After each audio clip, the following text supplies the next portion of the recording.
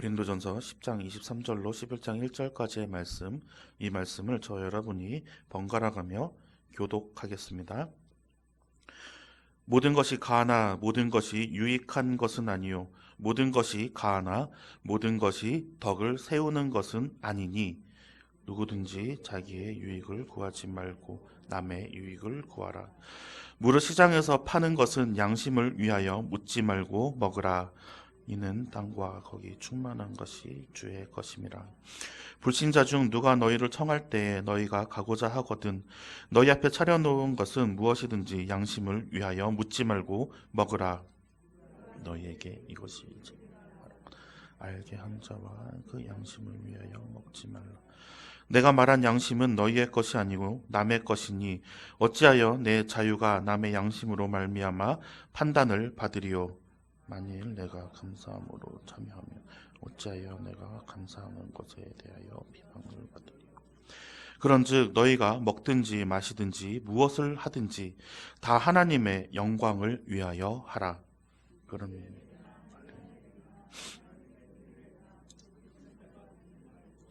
나와 같이 모든 일에 모든 사람을 기쁘게 하여 자신의 유익을 구하지 아니하고 많은 사람의 유익을 구하여 그들로 구원을 받게 하라. 내가 그리스도를 본받는 자가 된 것 같이 너희는 나를 본받는 자가 되라. 아멘.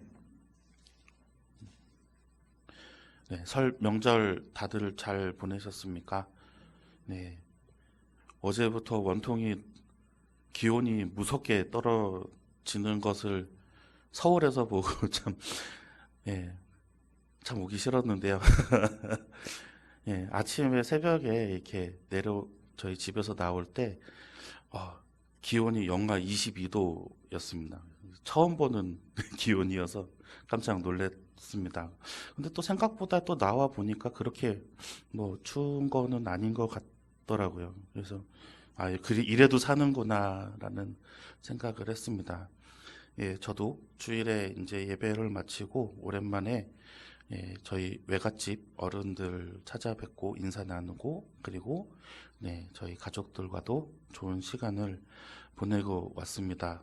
저희 부모님께 세배를 했더니 세뱃돈을 주시더라고요. 요즘 예, 너무 감사히 잘 받아왔습니다. 명절이라고 하면 이렇게 오래 멀리 떨어졌던 가족들을 만나서 또 그간에 있었던 이야기들을 서로 나누며 즐거운 시간을 보내는 기쁨이 있습니다. 근데 생각해 보면 그 가족보다 그 친척들보다 우리 교인들하고 더 만나는 시간이 더 많아요. 그래서 우리도 가족인가 보다라는 생각을 합니다. 우리 교인들, 성도님들과 밥 먹는 횟수도 더 많고 또 얼굴을 보는 시간도 더 많습니다. 그래서 그들을 위해서 기도를 하고 또 사랑한다라고 이야기를 할 수가 있나 봅니다. 여러분들도 이 원통교회라는 이 교회에서 한 지체된 그러한 성도들로 사랑을 나누시며 친교를 나누시기를 소망합니다.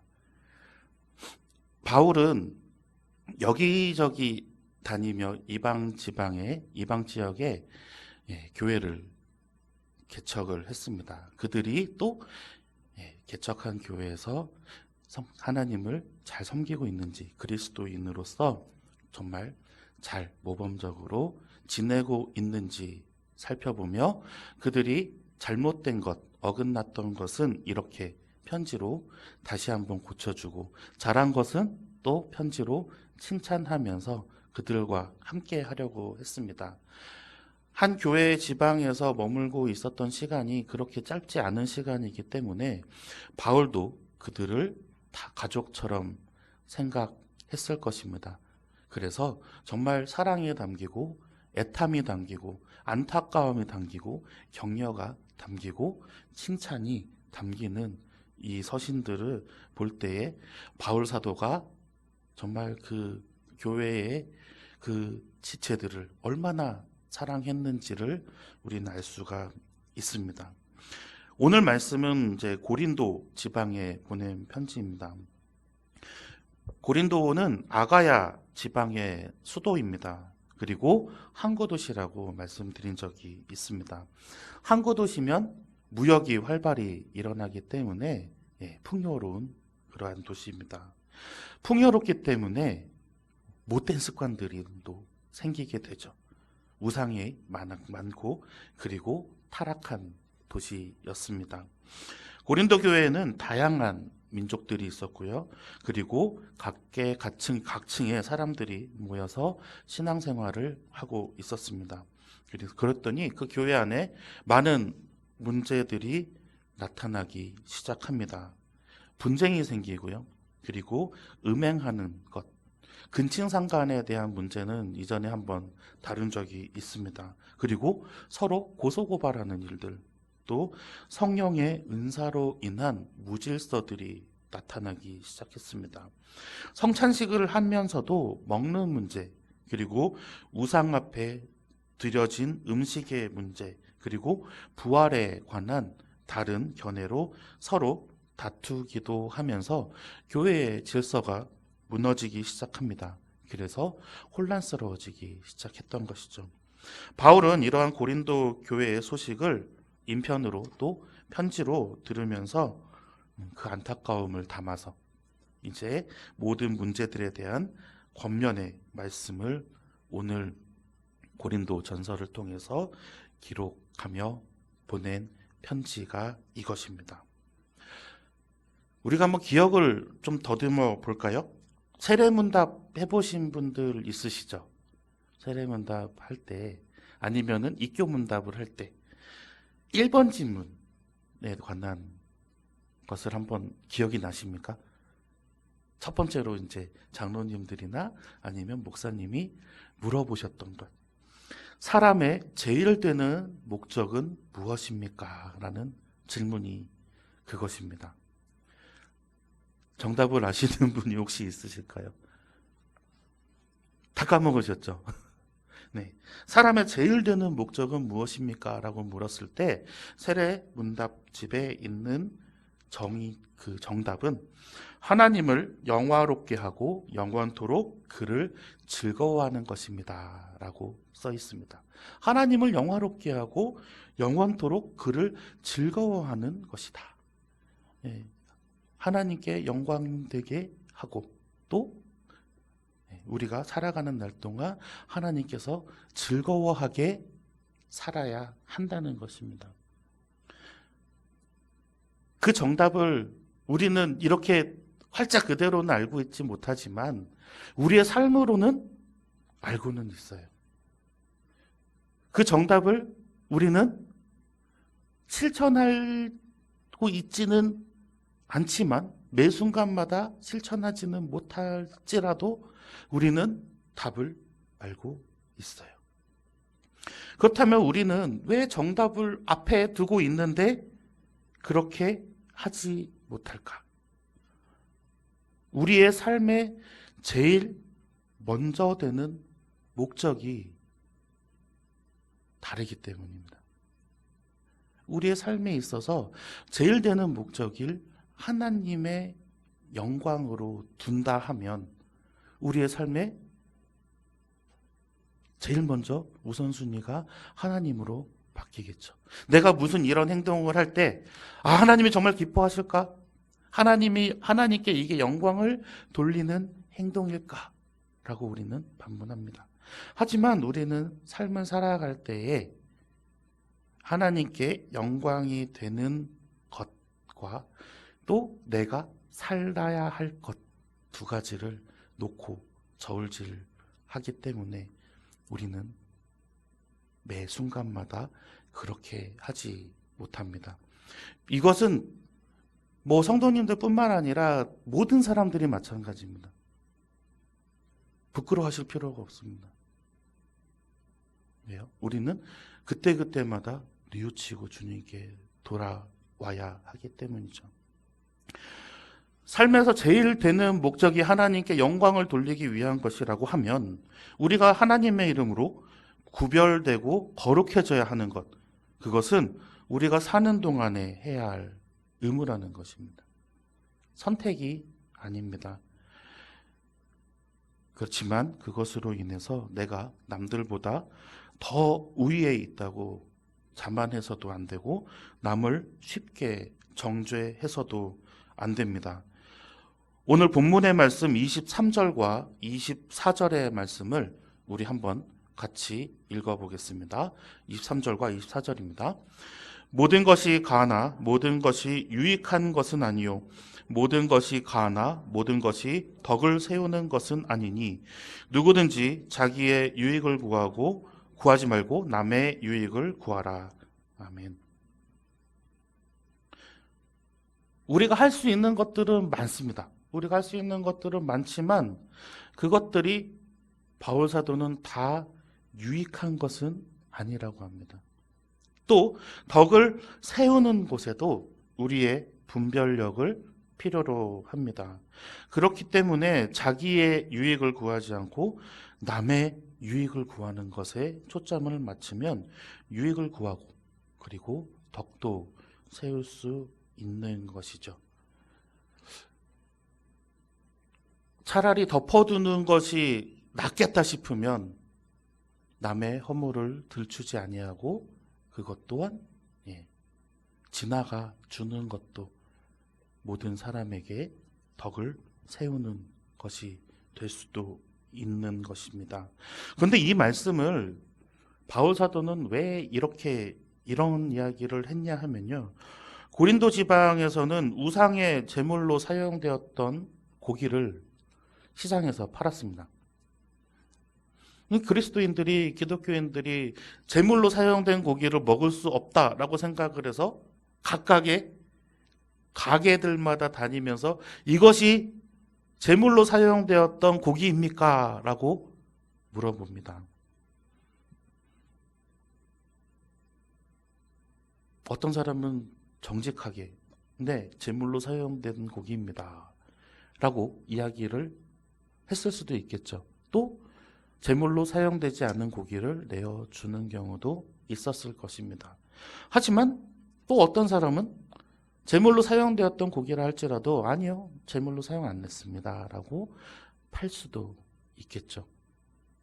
그것을 물어봄으로 말미암아 다른 사람들이 또 거짓을 말하는 결과를 초래하는 일이 생깁니다.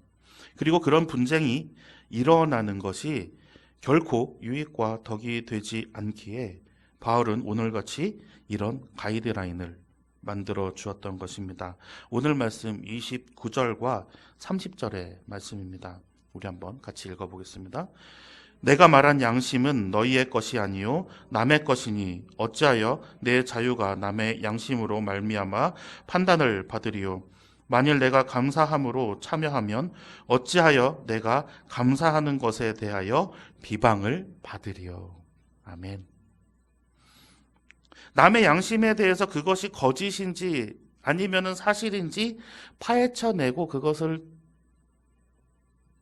밝혀내는 것보다 그냥 그것을 믿고 따라간다 그러면 내가 그것으로 인하여서 다른 사람들과 분쟁하지 않고 또 감사함으로 그 행동들을 믿고 참여한다고 하면 내 감사가 다른 사람들에게 바보 같다고 손가락질 할 사람이 누가 있겠냐라고 이야기하는 것입니다.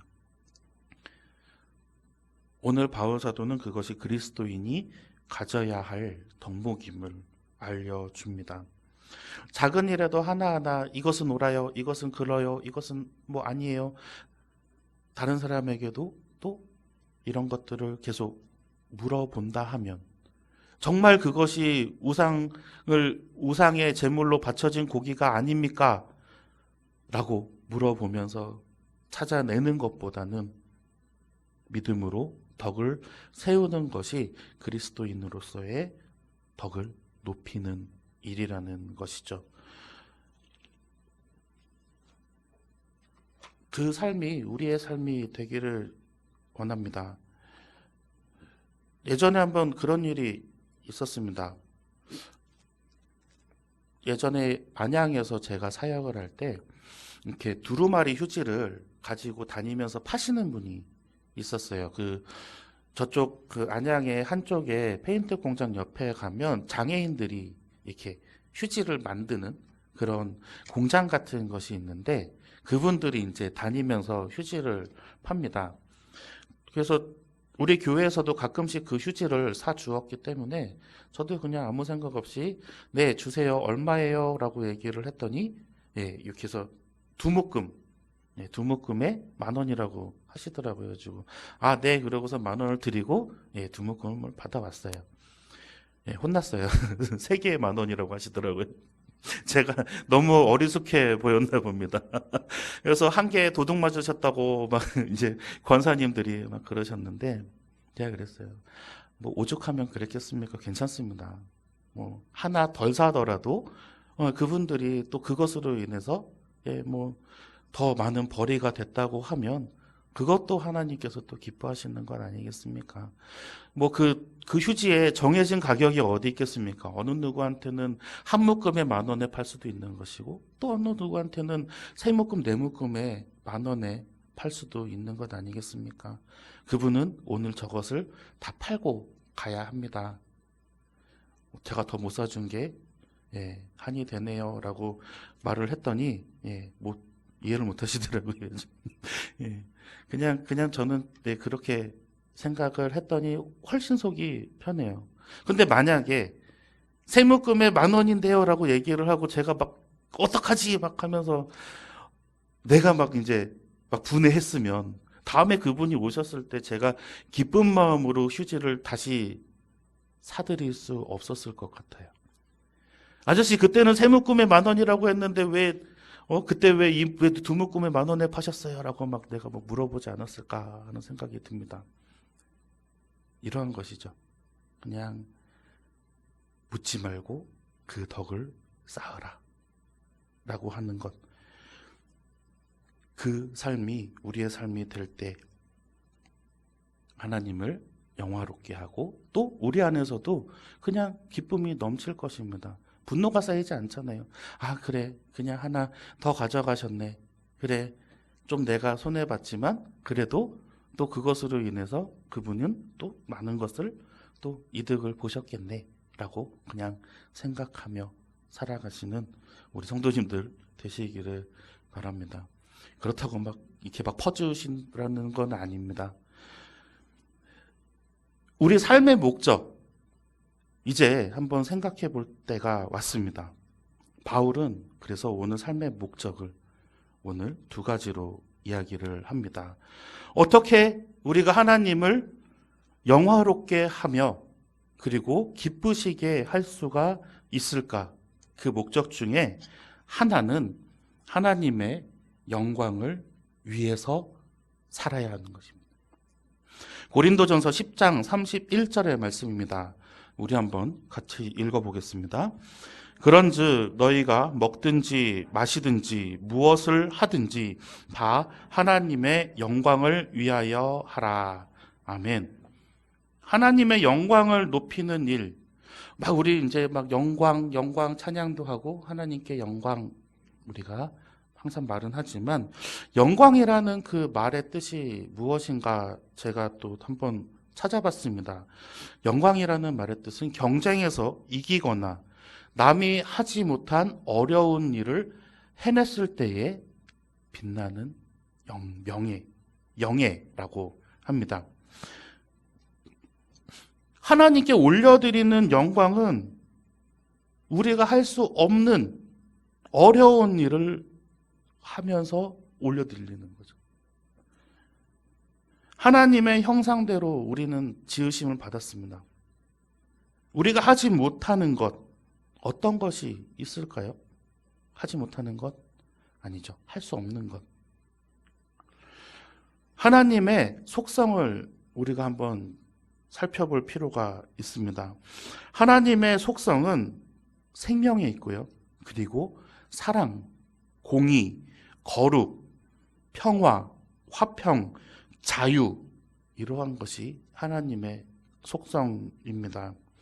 우리가 그것을 따라가며 그 결과를 하나님께 올려드리는 삶이 하나님께 영광을 올려드리는 삶이 될 수가 있습니다. 만약에 이렇게 살지 못하면은요,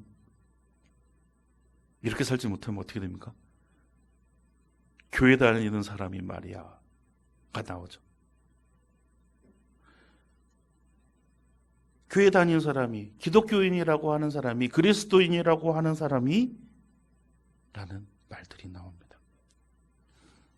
네, 교회에서 큰 직분을 맡고 있는 사람이라든지 아니면은 교역자들, 전도사, 목사가 하나님의 속성을 따르지 못하고 남을 실족해 하는 그러한 경우를 우리는 뉴스에서 혹은 실제로 많이 마주치게 됩니다. 왜요? 그 사람의 삶에 하나님의 속성이 없기 때문이에요. 생명을 존중하고 사랑을 쫓으며 공의를 행하고 그리고 거룩해지려는 모습, 그리고 평화를 지향하고 자유를 찾는 그러한 모습들이 사라져가기 때문이죠. 잊고 있기 때문이에요. 그렇기 때문에 하나님의 속성을 따르지 못하니까 영광을 올려드릴 수가 없어요. 하나님께 영광되지 못해요. 그러면은 나도 영광스러운 모습이 아닙니다. 남으로 하여금 실족해하는 모습이 되어버립니다. 누가복음 17장 1절과 2절의 말씀을 한번 같이 읽어보겠습니다. 예수께서 제자들에게 이르시되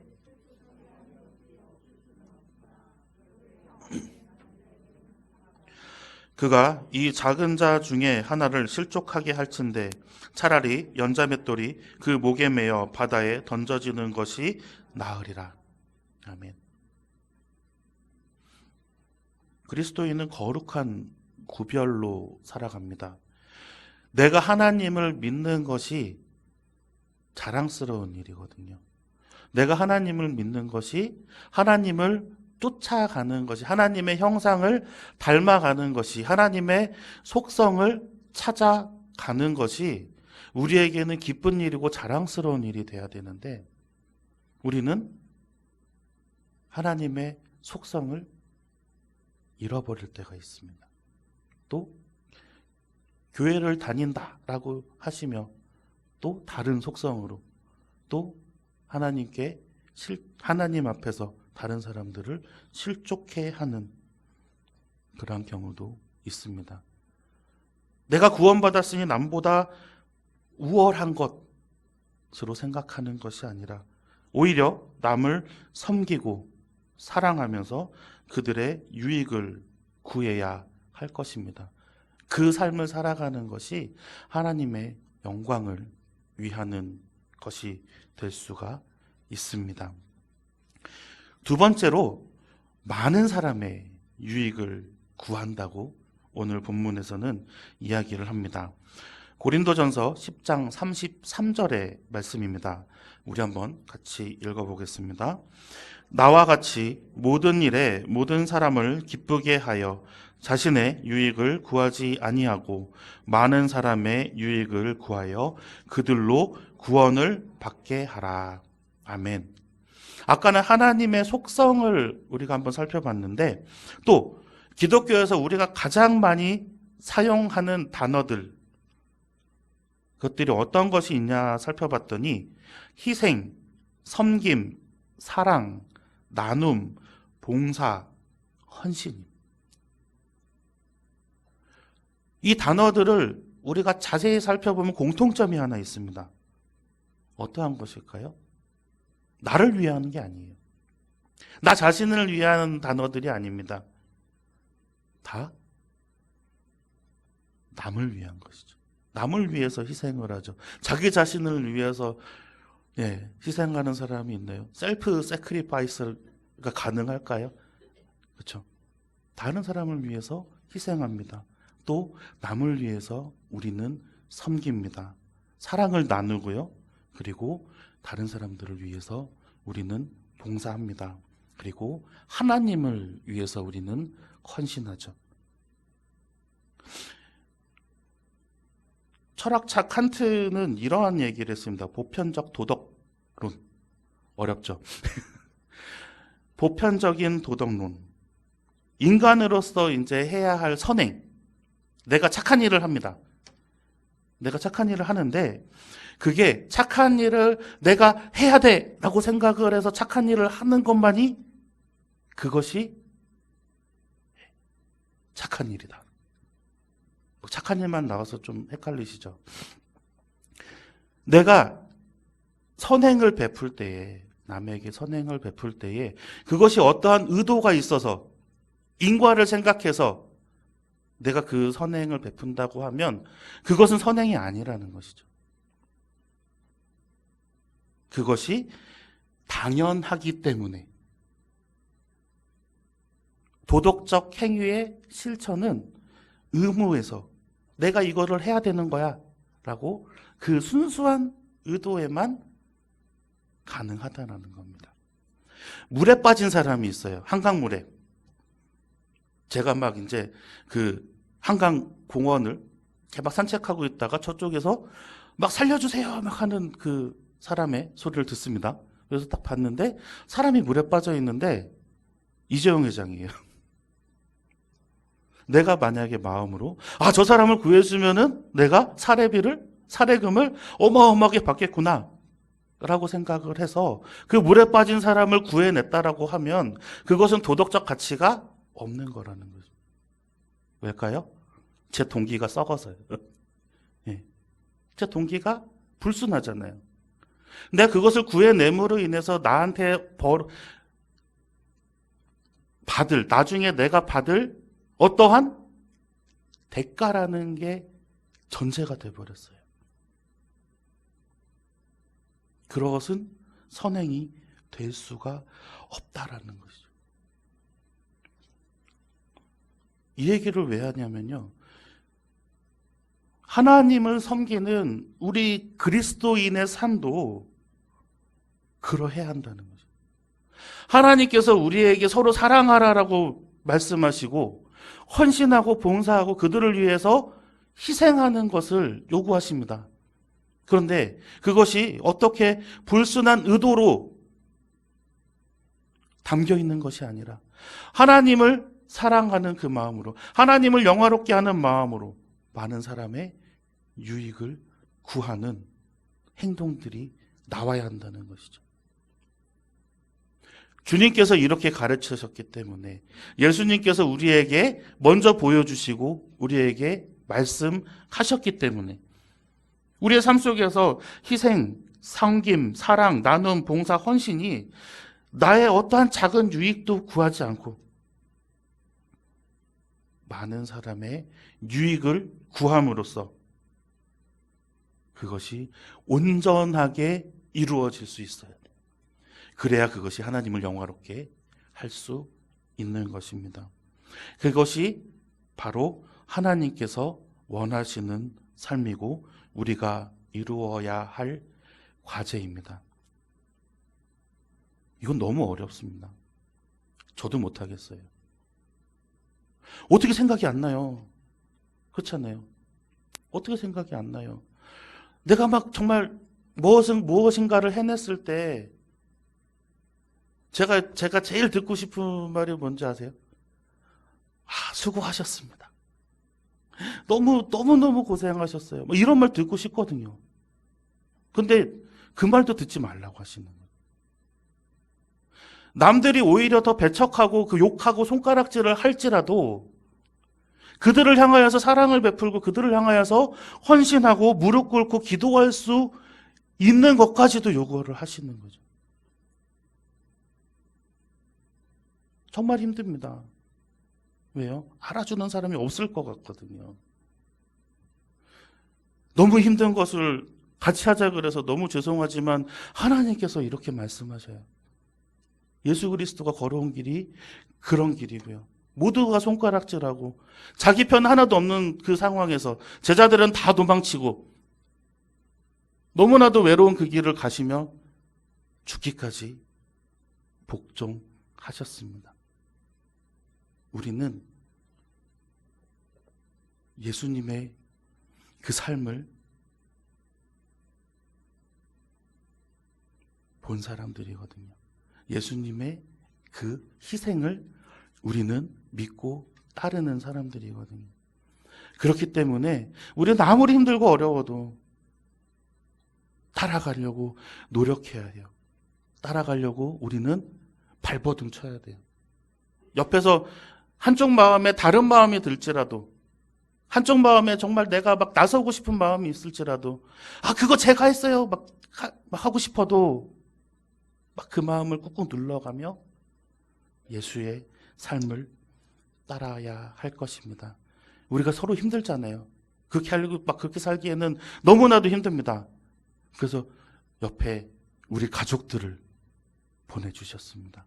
서로 격려하시고, 서로 기도해 주시고, 서로 중보해 주시고, 서로 안아주시며 우리가 이 길을 걸어가야 하겠습니다. 그래서 우리가 하나님을 영화롭게 하고 또 우리도 영화롭게 되는 그 순간에 하나님께서 주시는 큰 기쁨을 맛보시는 우리 원통교 성도님들 되시기를 간절히 소망합니다.